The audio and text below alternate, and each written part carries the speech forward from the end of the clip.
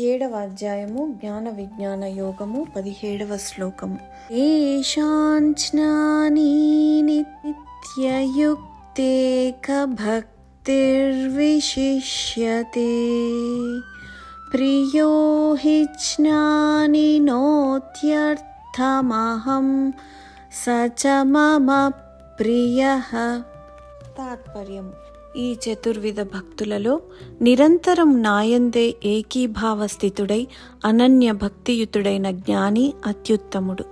ఏలనన వాస్తవముగా నన్ను నా తత్వమును తెలుసుకొనిన జ్ఞానికి నేను మిక్కిలి ఇష్టుడను, అతడును నాకు మిక్కిలి ఇష్టుడు. వివరణ: శ్రీ భగవాన్ ఇలా అంటున్నాడు, ఈ 4 రకాల భక్తులలో జ్ఞాని భక్తుడు శాశ్వతంగా భక్తితో ఉంటాడు.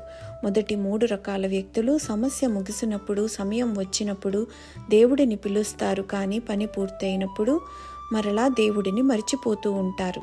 జ్ఞాని శాశ్వతంగా భక్తితో ఉంటాడు. అతనికి వేరే ఆలోచనలు లేవు. అతను దేవుడితో నిండి ఉంటాడు. అతని భక్తి ప్రత్యేకమైనది. అతను దేవుడిని తప్ప మరేమీ కోరుకోడు. అందుకే నేను జ్ఞాని భక్తుడికి ప్రియమైన వాడిని, మరియు అతను కూడా నన్ను ప్రేమిస్తాడు. అతను నన్ను తప్ప మరేమీ కోరుకోడు. నేను కూడా అతన్ని ప్రేమిస్తున్నాను. అటువంటి జ్ఞానవంతుడైన భక్తుడు నాకు ప్రియమైన వాడు. జ్ఞానవంతుడే నా ఆత్మ. అతను పూర్తిగా నాతోనే ఉన్నాడు.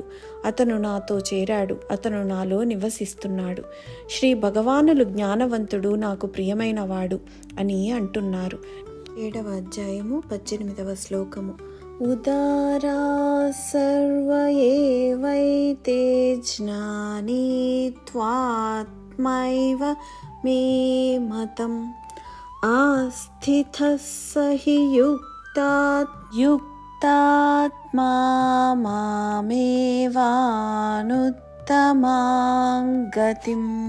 తాత్పర్యము: ఈ చతుర్విధ భక్తులందరూ ఉదారులే, కానీ జ్ఞాని అయిన వాడు నా స్వరూపమే. ఇది నా అభిప్రాయము. ఏలనన అట్టి భక్తుడు తన మనస్సును బుద్ధిని నాయందే స్థిరముగా ఉంచి నన్నే పరమ ప్రాప్యునిగా భావించును. ఈ విధముగా అతడు నాయందే స్థితుడు. వివరణ: ఈ 4 రకాల భక్తులు మంచివారే. భక్తిపూర్వకంగా ఏమి ఆశించినను మంచిదే. కానీ జ్ఞాని సాక్షాత్తుగా తన స్వరూపుడని భగవానుల అభిప్రాయం. జ్ఞానికి భగవానులకి భేదం ఉండదు. బ్రహ్మవేత్త సాక్షాత్తుగా బ్రహ్మస్వరూపులే. జ్ఞాని యొక్క చిత్తము బ్రహ్మం నందు లయమై బ్రహ్మాకారం దాలుస్తుంది.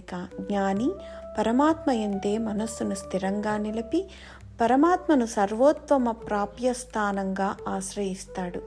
సాధారణంగా కొంతమందికి మన ఇంటి వరండా వరకే పరిమితి ఉంటుంది. కొంతమందికి డ్రాయింగ్ రూమ్ వరకు వస్తారు. సన్నిహితులు వంటగది వరకు వస్తారు. కానీ మన హృదయంలో అత్యంత ప్రియమైన సఖులకు మాత్రమే స్థానం ఉంటుంది. జ్ఞాని అలాంటి వాడు.